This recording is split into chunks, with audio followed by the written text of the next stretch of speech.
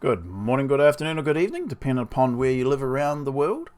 As I've been doing in the last several videos, I was getting to the point of wanting to be able to create reliably and repeatedly the structure of a dome based around the octahedron that has the gazebo or carport pergola type structure, and having the geometry upon which to achieve that reliably. Now, often I keep on referring to myself as waffling on. It's not. It's just that this is a unedited version. There is not warts and all, as I keep on saying. So sometimes you have to listen to some of the guff that I'm going through, because I'm doing it on the fly. It's not like there's something that's been so well trained or indoctrinated into my thinking that I can just use it as a teaching. Not for these videos. There's other videos that I am like that. I'm a builder by profession, but I've also been teaching in a non-academic field for at least for longer than I've been working, and you sometimes have to draw you're thinking constantly, how does Frank understand this sort of thing, or how does Erica relate to this? And sometimes we have different approaches for the different people, and in that confusion we come up with this amalgam, which can be a wee bit jittery at times, because you're swapping backwards and forwards because you want to really achieve the best outcome for your students. And being in a non-academic field, it's a sporting field, I don't have the patter of what you would call a professional teacher. But, and this is an insult to teachers, and I don't mean to be, because I actually wanted to be a teacher before I became a builder, but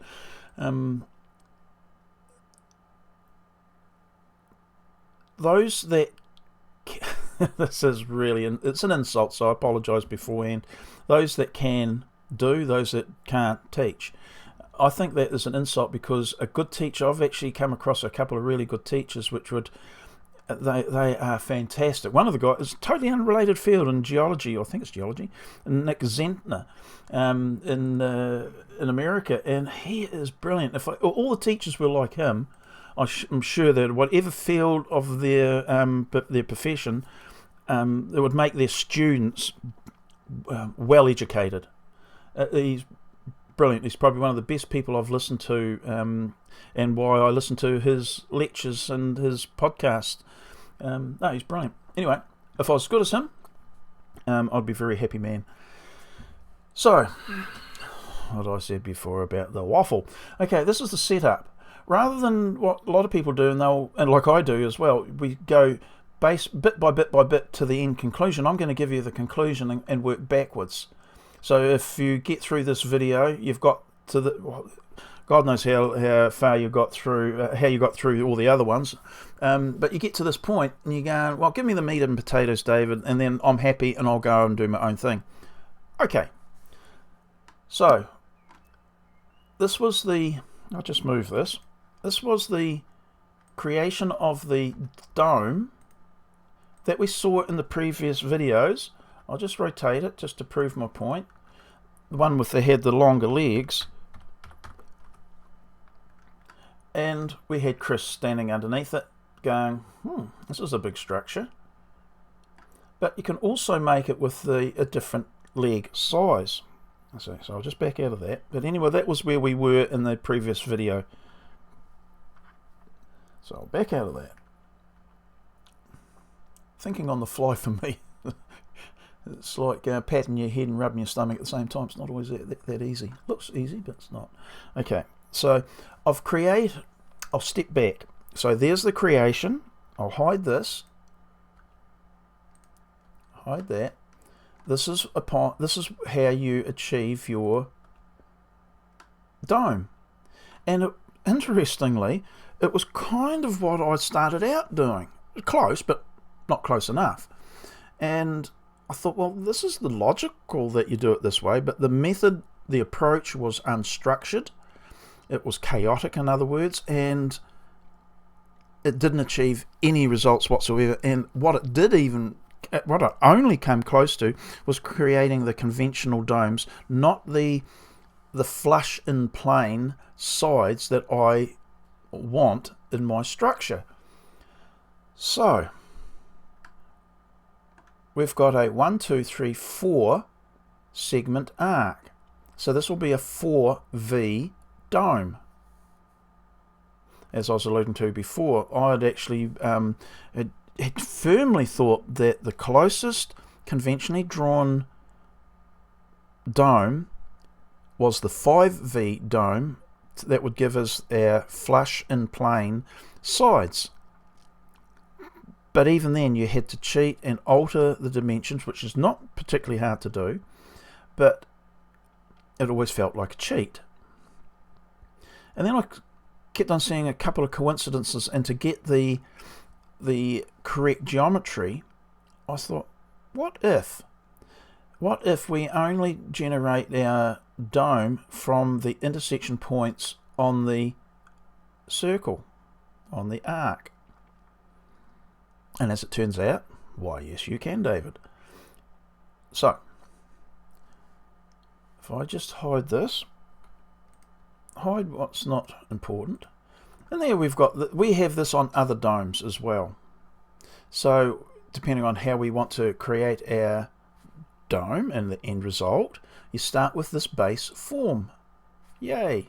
Don't have to have a base on it here because we're not creating the full dome, but if you wanted to, you'd just rotate this down into this plane, which would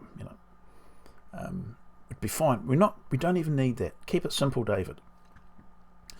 So part of that is if I draw a line straight down from that intersection and straight down from there, draw it out horizontally to that point. There, I can just complete the surface, make a group. Well, what have we achieved there? Well, isn't that going to be interesting, because we will be using that very soon. Now,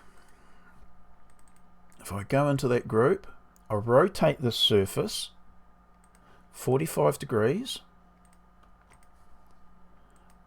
which I'll hide or I'll delete in a minute because we've already got one existing, we've just hidden it. We then can use this to generate our lines at the points of intersection, some of which we'll use, some we won't.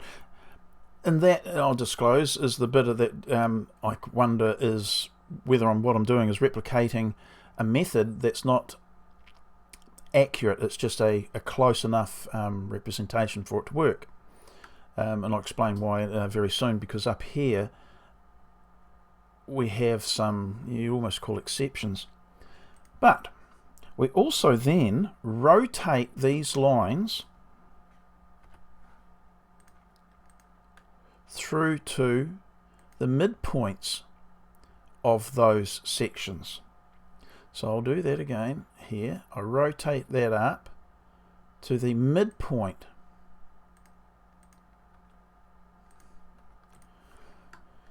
And you can see that because we're using straight lines, these ones here stick out a little bit, which is going to be important.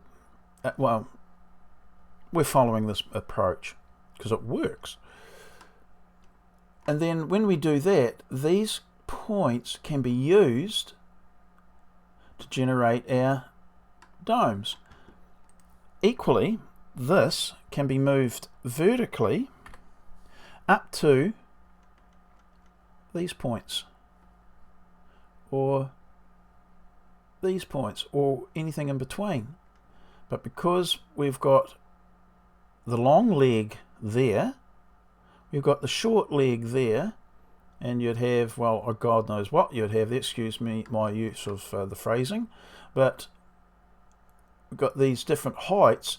By using the one geometry or approach, shapes, to base our domes off, it's consistent and it's dead easy. Okay, so I'll get rid of these.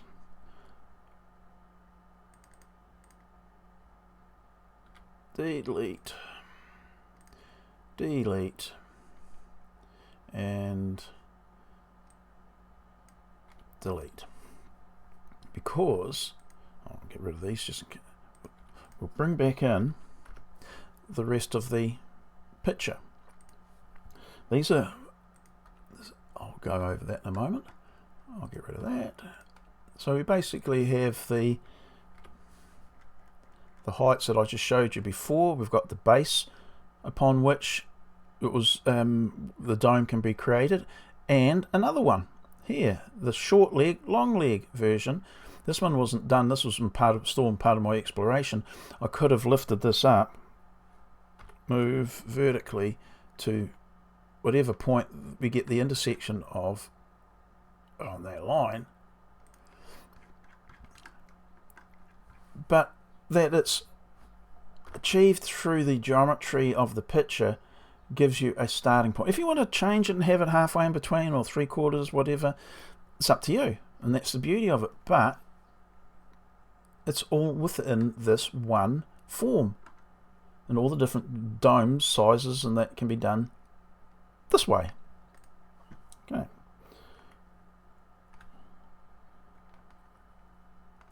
I'll unhide again. I'll probably do this several times, thinking about it. But to get there, these points can be used. You see how it pushes that join in the two faces, two surfaces, off somewhat. Now, this means that there's more angle between the two surfaces, which I think is a good thing. The more angle, the better the line of force gets to the ground, and therefore becomes less of a structural impediment that you would have if they were flatter. If these two surfaces were more in line, there would be more bending moment in this point here than there are when there's more of an angle. Go too far, of course, and then the moment of rotation or force is outwards. So there's a happy medium that it forms along the surface of a dome. It's got to be a good thing. And why, again, the intersection of all these struts comes. Oops, we won't achieve that. It comes as the true radius away from the center of the circle. So that's all those radiating lines are, of course, as you recall. I'll hide that. So these are from the center out, and it pushes the intersecting points into a true dimension away from the center. However, these 2 points here don't get utilized. And I had to try and rationalize that. Do we move that line up to this height? Well, no, well, it's not a point of intersection. So is this a fudge? Could be. But the line goes across to the two surfaces, or two intersection points of the divided circumference. Seems to be a reasonable point to take your top triangle. And it's pretty consistent with the other drawing methods. This one here, the same. It generates the point of the face, the two faces or two surfaces at that point. And by doing that, you keep everything in line, because that point there was generated, or generated a vertical line, which then generated this point out here and created this base. They're the two lines that we did dropping down, which means if you join these two lines together up, it creates a plane around which you can create your flush in plane sides. Now, you don't have to follow my words, but hopefully you can follow the drawings, and you can see that the method you follow, whether you understand it or not, will achieve the outcome. And I think that's more important initially, so you can get your head round what we're achieving, and you can go, so that's what all that excess wordage was about. Well, yes, that's dead right, because we have to be talking at a common level of understanding for this to work. And you can say the same rationale here. Those 2 points there don't get used here because they're inside a surface and they just can't be made use of. So that's why I call it a wee bit of, is this a method that's more of a fudge than fact, the way it should be used? Don't know. Until I can find a better method, this achieves the end result that I want. Seems reasonable. Okay, so we get rid of that. Hide that. So, from this, how the heck do we create the grid or the surfaces? Well, you're going to find out right now. One of the first things, and this is sometimes just how you have to do it, create a grid that's on 45-degree angle. We know that the point of the hub, I'll just show you again, I'll unhide. We know that the line here is on a 45. It's just structurally, if at a 45-degree angle. We know that that's on a 45-degree angle. And we know it's horizontal. It's just rotated through the angles. So this is 45. We know that. So hide that. So we can either draw a line through here with the grid as I'd had before, or we can put our first line in here. And we can create a surface here. And because we know that's on a 45, and I know that the point of the change in the surface is on this line here, because remember we created from a picture a dome. We used the dome then to create the understanding of how it was generated originally, and we know that this point here is where the leg it changes from the upper area to the lower area, which is the leg. So I can draw a grid there. Where does it stop and start? We haven't got anything as yet. Well, that's where when we put in a surface, a plane, based upon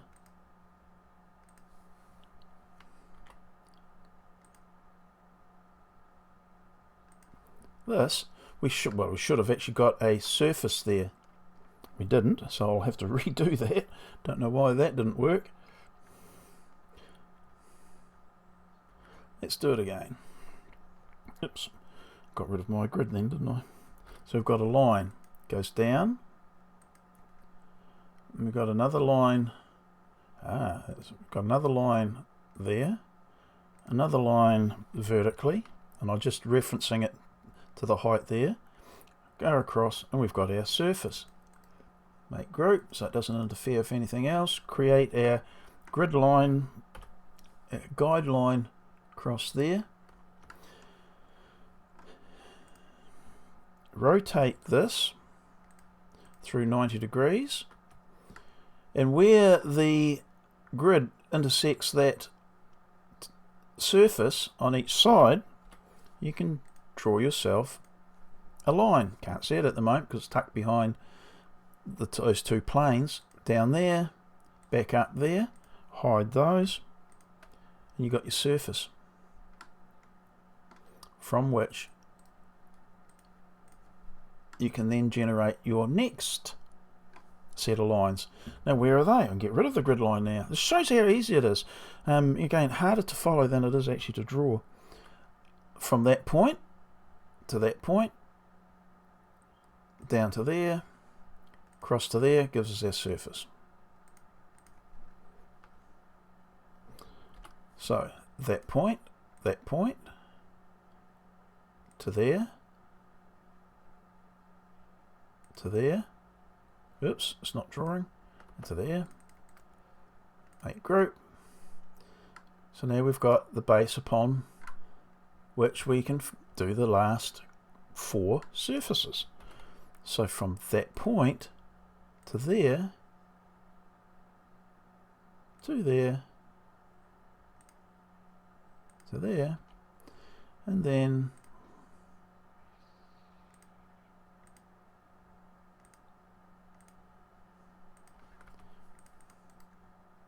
make group,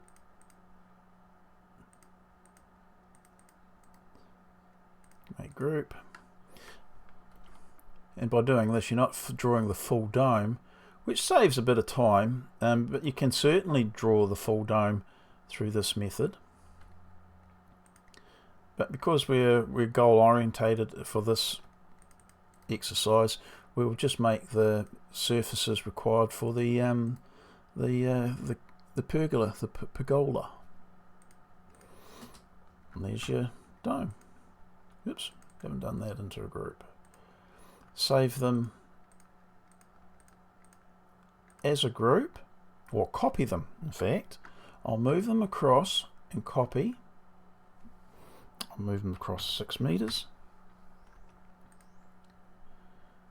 I can make them a group. I'll take Chris out of that group.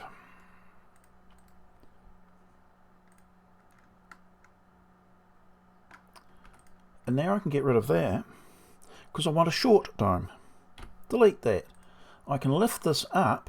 Now the easiest way for this is to move that up, or it is actually easier to create another surface, because trying to get the intersection point sometimes can be a bit tricky. So now we've created the lift.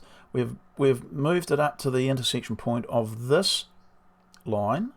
It can be anywhere, but just that this gives you a consistent method of doing this. Now you create your leg.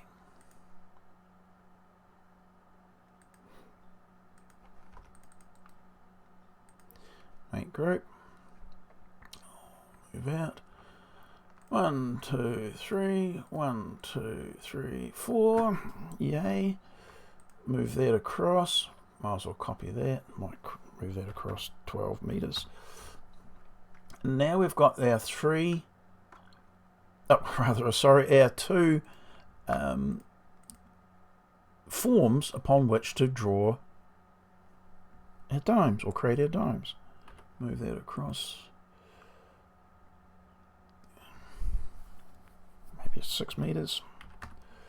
Rotate it, and part of the proof is what I'm going to show you next, and why I think this was a good approach.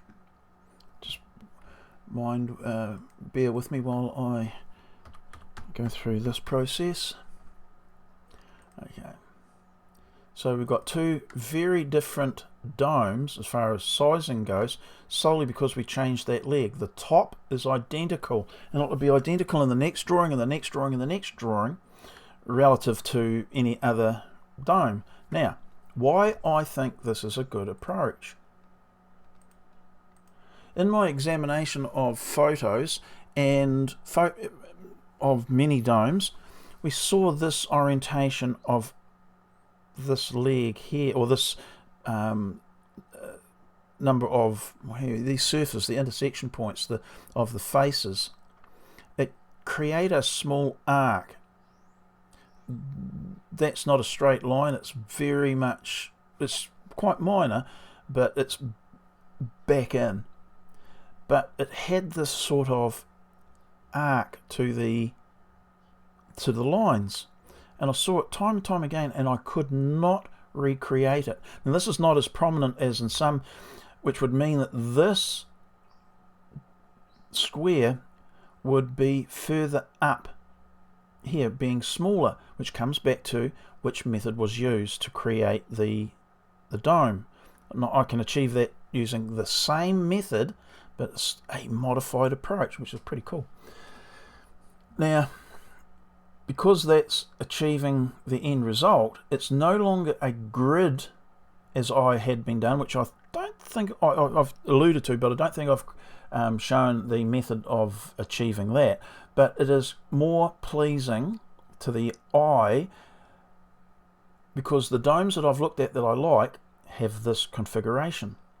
It's also, when you see the photos, you'd make note that this strut here is where the, this is the leg here, this is the leg here, but this strut here is much shorter than this one. And I thought that was odd, and it does look odd, and I thought, how did they achieve that? None of my drawings even remotely look like that. So I've just noted that the video's going way longer than normally, double the length of time. But how do you achieve where this strut is close to that? Well, that's another video we're going to look at. So we go out of perspective. So these are the two domes based around this drawing approach. I'll just draw the base in here. Oops. Base in here. And they should, in fact I'd say they must, have the same dimension. If it's not, there won't be much difference. So 7, 9, 20 and 7, 9, 20. So they're identical tops with different legs. Pretty simple, isn't it? Okay, we will have a look at the slightly modified version that'll achieve, because as you're looking at it, you can see that this strut that I was referring to is much shorter than that. But we're going to have a method where we can get that closer to this size. And it's a method that we've already used. Okay, that's it. Wow, look at the length of that time of the video. Hopefully you've followed through with this. And, rightio, I'll toodle off and we'll come back. Okay, bye.